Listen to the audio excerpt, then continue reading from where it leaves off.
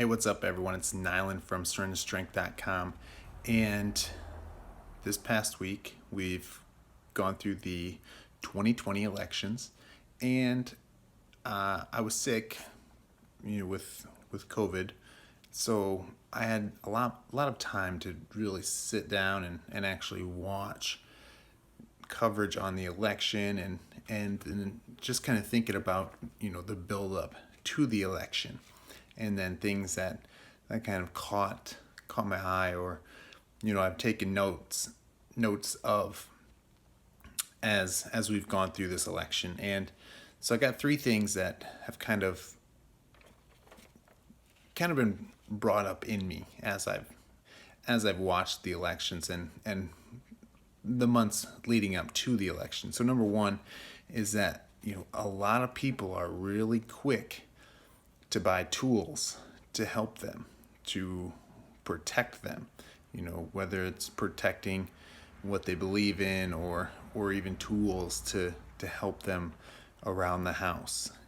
But very, very few people are willing to invest in the most valuable tool they have, and that's their body. Because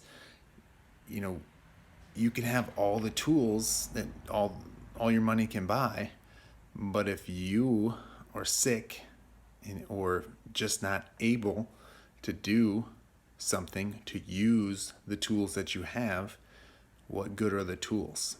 So, a lot of people talk about the Second Amendment and the right to bear arms, and so a lot of people are worried that they're gonna take away guns, so people are buying guns. But a gun isn't going to help you if you're sick. It isn't going to help you if you aren't able to move. So obviously you need to be practicing with the tools that we buy, but we need to be taking care of our bodies and our minds and our spirits in order to use the tools properly. So that's number one.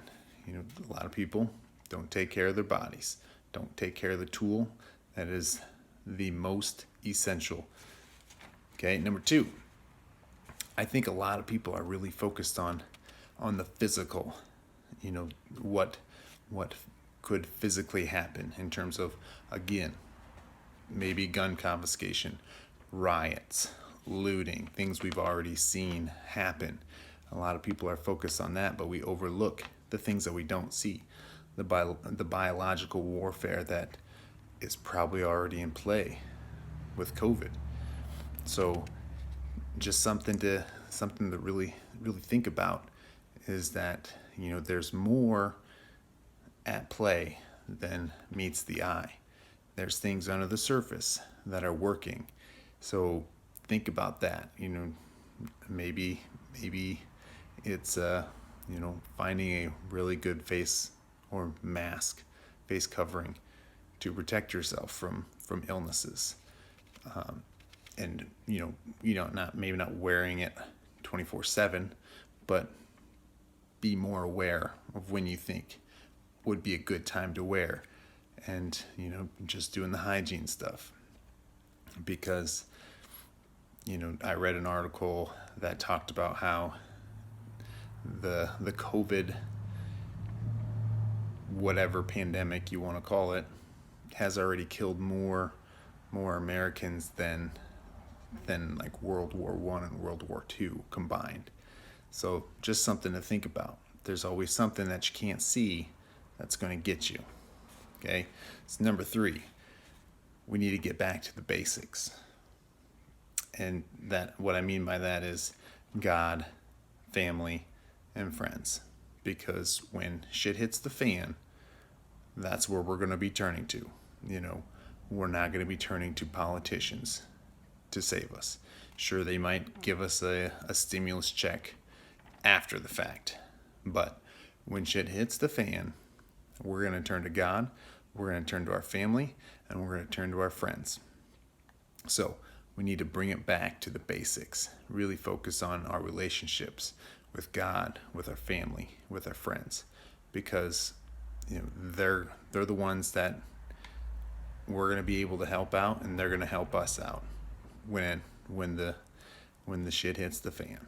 So, and here's a fourth one, a little bonus, and that is death is inevitable in this life, but we can have eternal life through Jesus. So you can take that for what it is.